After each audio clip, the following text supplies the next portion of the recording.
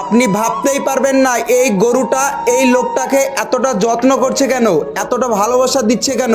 তো এই লোকটার নাম হচ্ছে ইসমাইল।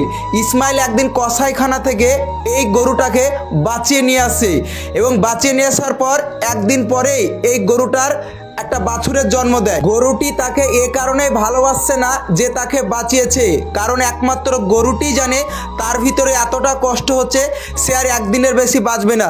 এবং সে ইসমাইলকে বোঝানোর চেষ্টা করছে তার বাছুরকে, অর্থাৎ বাচ্চাটিকে সে যেন নিজ হাতে দায়িত্ব নিয়ে লালন পালন করে এবং বড় করে।